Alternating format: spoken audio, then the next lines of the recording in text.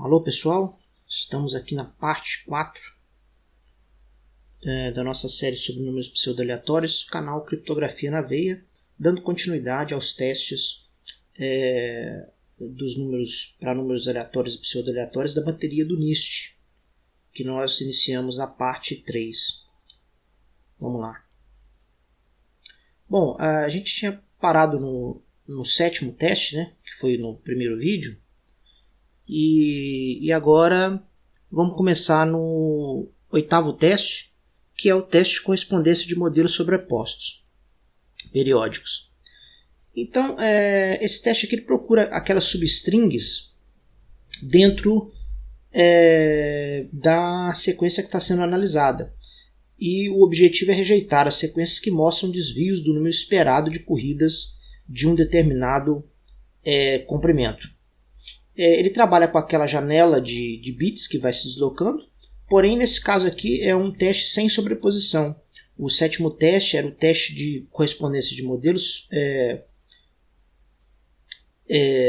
não sobrepostos. Esse aqui é o modelo sobreposto. Para esse teste, para o teste de correspondência de modelos sem sobreposição, que foi o que nós falamos anteriormente, uma janela de m-bits é usada para procurar um padrão de m-bits específico. Se o padrão não for encontrado, a janela deslizará uma posição de bits. Então o procedimento é mais ou menos o mesmo.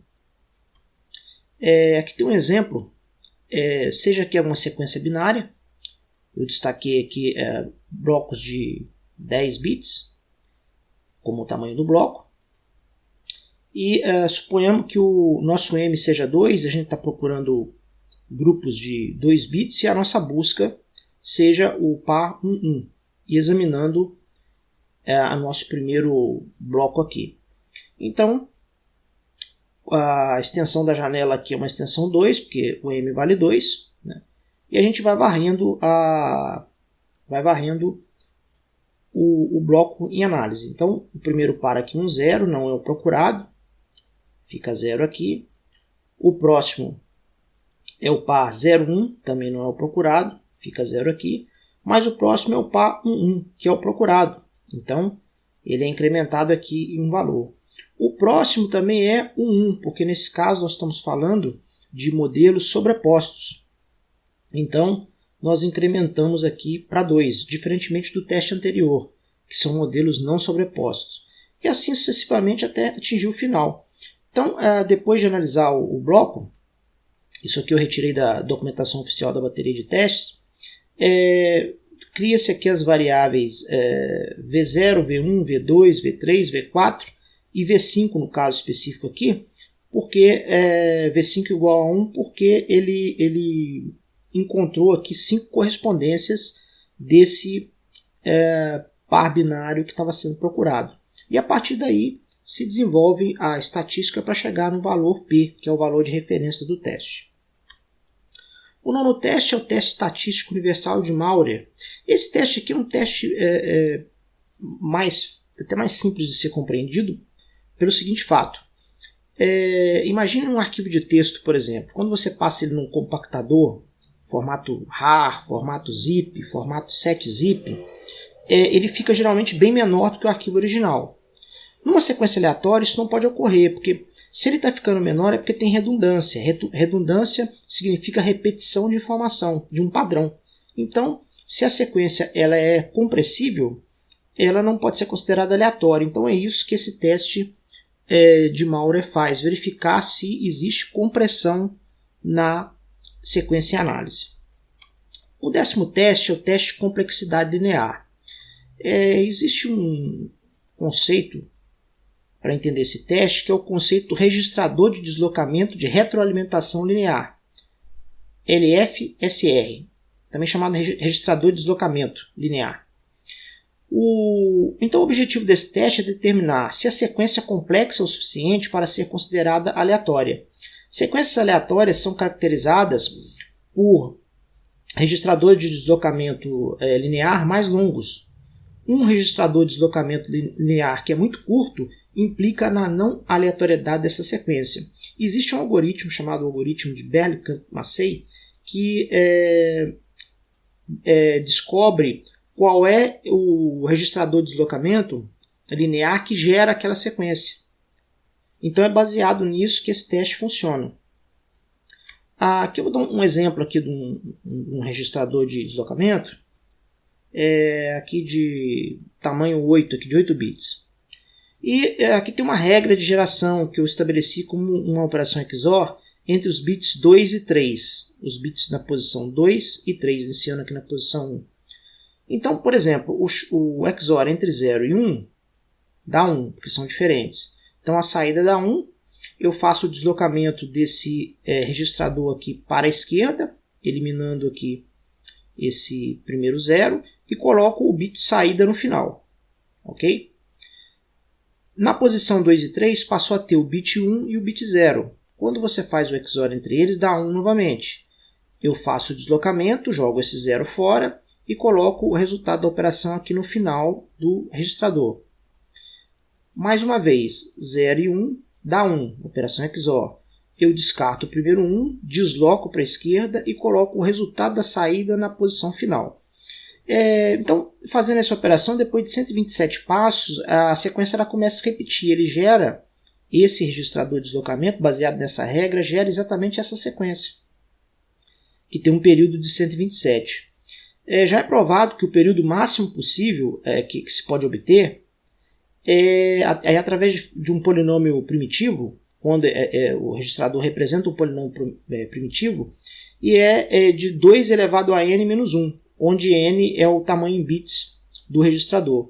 Então, o teste de complexidade linear ele procura encontrar o menor registrador de deslocamento linear que gera uma dada sequência supostamente aleatória. Se o tamanho desse registrador for um tamanho pequeno em relação ao tamanho da sequência, significa que aquela sequência não é aleatória. Existe um registrador de deslocamento que gera aquela sequência e é um registrador que não tem o tamanho esperado. 11º teste. É o teste de séries, que já é um teste que nós já falamos quando a gente estava falando dos testes mais simples, que é basicamente uma generalização do teste de frequência. O teste de frequência ele pega uns e zeros e o teste de séries pega 2 elevado a m bits. Né?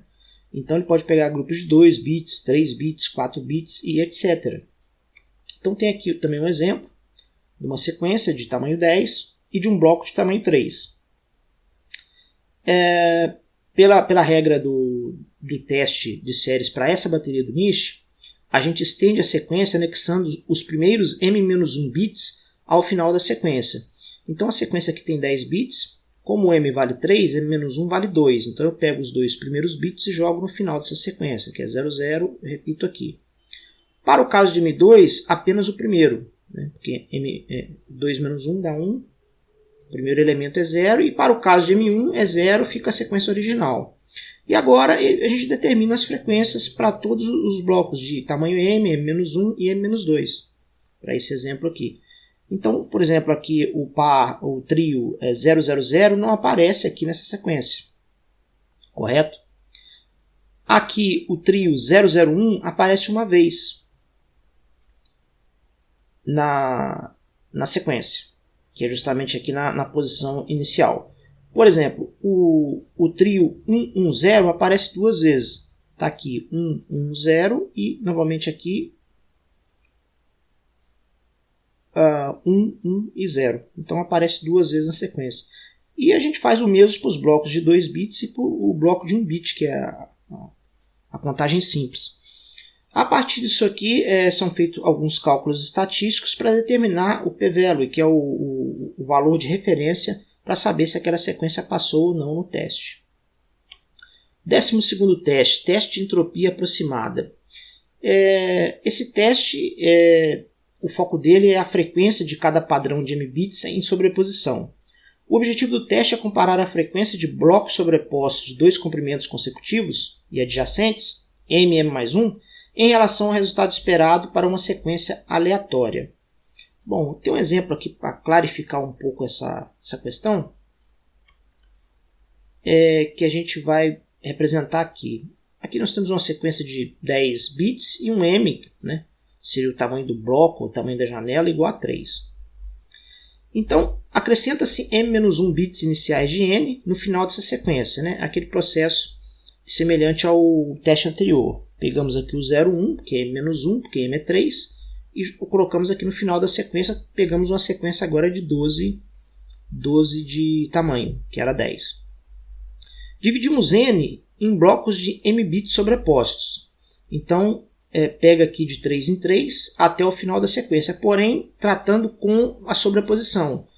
Por exemplo, 0, 1, 0, 1, 0, 0, 0, 0, 1, conforme está a sequência aqui até atingir o valor 101, que é o valor final. Aqui nós calculamos os totais para cada trio de bits, as contagens dos totais que aparecem, né? Por exemplo, o trio 010 aparece 3 vezes. 010 aqui, aqui novamente, 010 e aqui também 010. Depois ele calcula uma simples divisão aqui, uma variável C, baseada no valor I que foi calculado aqui, que são as quantidades, e no valor N, que é o tamanho da sequência inicial, que é 10.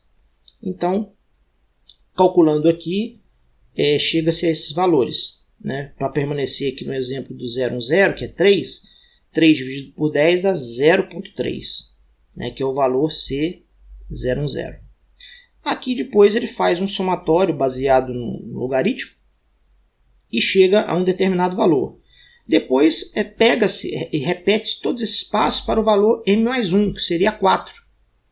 Você pegar e fazer todo esse procedimento novamente, porém para 4 bits, grupos de 4 bits. E depois, com os resultados dessas duas partes, são feitos alguns cálculos estatísticos para se calcular um valor de referência P, que diz para a gente se o teste foi bem sucedido ou não. Bom, o 13º teste é o teste de soma cumulativa. Esse teste ele faz uma excursão, um passeio, numa caminhada aleatória definida pela soma cumulativa de dígitos ajustados, onde se considera o valor do bit 0 menos 1 e o valor do bit 1, 1. E o objetivo do teste é determinar se a soma cumulativa das sequências parciais que ocorrem na sequência testada é muito grande ou muito pequena em relação ao comportamento esperado dessa soma cumulativa em sequências verdadeiramente aleatórias. Tem um exemplo aqui para ficar mais claro.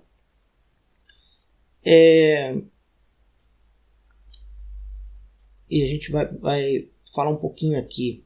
Bom, os zeros e uns da sequência, conforme eu falei, são representados por valores xi, que são traduzidos em menos 1 e 1, zeros e uns respectivamente. Então, dada aqui uma sequência, a gente computa esse valor x através dessa sequência de zeros e uns traduzida, o 0 em menos 1 e o 1 em 1 mesmo. Então, por exemplo, aqui 1 está 1, 0 está menos 1, 1 está 1 e assim sucessivamente. E agora é feito o cálculo dessas somas parciais de sucessões cada vez maiores, sucessivamente maiores, cada uma iniciando com x1 ou xn, porque tem dois modos de operação do teste, é o modo 0 e o modo 1. Então, por exemplo, aqui o S1 é igual a x1, ou seja, seria igual a 1. S2 seria igual a x1 mais x2, ou seja, 1 mais menos 1, que é igual a 0. Esse aqui seria o modo 0, o modo para frente. Né? Nós estamos começando de x1 até xn. E aqui o contrário. Pegando aqui o S1 igual a xn, que seria 1. O S2 é igual a xn mais xn menos 1, que seria 1 mais 1, seria 2. E assim sucessivamente. E depois são feitas estatísticas baseadas nesses valores. E a conclusão que se tem é a seguinte. Se você tiver valores grandes nessa estatística, indicando que há muitos zeros, isso indica que há muitos zeros ou muitos uns nos estágios iniciais da sequência, quando o modo é 0, quando você está partindo de x1 para xn. Quando você parte de xn para x1 e obtém nos valores estatísticos valores altos, isso indica que há muitos uns ou muitos zeros nos estágios finais da sequência. E os valores pequenos indicam que uns e zeros são mesclados de maneira uniforme. É isso que o teste de soma cumulativa faz. Bom, o 14º teste é o teste de excursões aleatórias, que ele trabalha, o foco do teste são ciclos de tamanho k, e verificar as visitas numa sucessão aleatória, baseado também nessa soma acumulada. Então, o passeio aleatório de soma cumulativa é derivado de somas parciais após a sequência de 0 e 1 ser transferida para a sequência apropriada, que é a tradução dos valores 0 em menos 1 e 1 fica em mais 1. E o objetivo do teste é determinar se o número de visitas a um estado particular dentro de um ciclo se desvia do que seria esperado de uma sequência aleatória. Esse teste é, na verdade, uma série de 8 testes e conclusões separadas. Um teste e uma conclusão para cada um dos estados, que é dividido de menos 4 até menos 1 e de mais 1 até mais 4. Colocamos aqui também um exemplo, extraído da documentação oficial, para clarificar um pouco o que isso significa. Então tem aqui uma sequência binária. Nós computamos x, transformando os bits zeros em menos 1 e 1 em mais 1. Obtemos aqui o valor x. A gente calcula as somas parciais de SI, que é a sequência, de sucessões sucessivamente maiores, né? Começa com um elemento, depois passa para 2, 3, etc. Cada uma iniciando com o x1. Então a gente forma um conjunto S. Então, por exemplo, o S1 é igual a x1, menos 1. S2 é igual a x1 mais x2, ou seja, menos 1 mais 1, que é igual a 0. S3 é igual a x1 mais x2 mais x3, ou seja, menos 1 mais 1, que dá 0, mais 1, que dá 1. Então está aqui os valores de S1 até S10, são os 10 elementos da sequência S, seriam os valores SI. Né? Então, de menos 1, 0, 1, 0, 1, 2, 1, 2 e 1, 2. Feito isso, pega-se essa sequência e forma uma nova sequência S', anexando zeros antes e depois do conjunto S, ou seja, o S' é igual a 0 mais os elementos do conjunto S, que é os SIs, né, os elementos SIs, S1, S2 até Sn, e finalizando com 0. Aqui o resultado dessa operação seria um 0 no começo e um 0 no final. Quando a gente traduz isso aqui num gráfico, a gente percebe que esse gráfico ele toca o ponto 0 em 3 pontos, que é essa variável j aqui, nos pontos 2, 4 e 11. 2, 4 e 11. Então, os cruzamentos de zeros são facilmente observados no gráfico, como eu estou mostrando aqui, 2, 4 e 11. Como o j é igual a 3, que é justamente os cruzamentos de zeros aqui em relação ao eixo x, existem 3 ciclos consistindo de 0, menos 1 e 0. Ele partiu do 0, foi a menos 1 e voltou aqui para 0 de novo no x. 0, 1 e 0. Então, ele está em 0, foi a 1, foi a 0. E de 0, 1, 2, 1, 2, 1, 2 e 0. Então, 0, 1, 2, 1, 2, 1, 2 e 0. Esses valores aqui são referentes ao eixo y, né? Os valores aqui dos ciclos. E aqui, para cada ciclo, para cada um desses trechos aqui que a gente calculou, a gente vai fazer uma contagem dos estados baseados nos valores de x, de menos 4 até menos 1, e de 1 até 4. E calcular a frequência de cada x dentro de cada ciclo. Então, por exemplo, aqui, pegando aqui o ciclo 1, 0, menos 1 e 0, você vê que existe aqui na posição menos 1. Então, aqui tem 1 menos 1 aqui, beleza. 1, 0, 1 e 0. Tem 1 aqui na posição 1. Ok. Posição 1. E aqui, 0, 1, 2, 1, 2, 1, 2 e 0. Ou seja, o 1 aparece 3 vezes e o 2 aparece 3 vezes. Então, é esse tipo de cálculo que é feito. E esse teste ele só funciona para uma sequência muito grande. Tanto que a bateria de testes ela só faz o teste se tiver mais de no mínimo 1 milhão de bits para fazer esse teste de discussão aleatória. Bom, e tem também o último teste, que é uma variante do teste de excursão aleatória, que ele é bastante semelhante. E o objetivo dele também é detectar desvios do número esperado de visitas a vários estados na caminhada aleatória. Só que esse teste, ele tem, enquanto o outro teste tem os valores de -4 a -1 e de 1 até 4, com 8 valores, esse aqui tem 18 testes, basicamente num teste só, porque ele vai de -9 a -1 e de 1 a +9.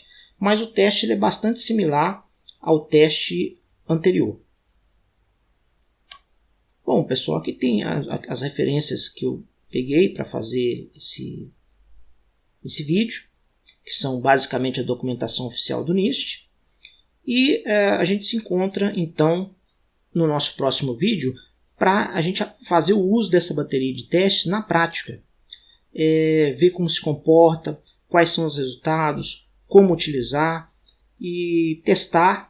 Eu vou testar aqui alguns geradores. A própria bateria de teste já vem com alguns geradores que a gente pode testar e aferir conclusões para a gente. E a gente pode também testar sequências que não são pseudo-aleatórias para ver como que os testes, qual é o retorno desses testes.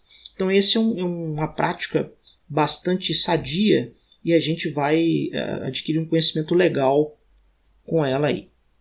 Então, um abraço a todos e a gente se encontra no próximo vídeo.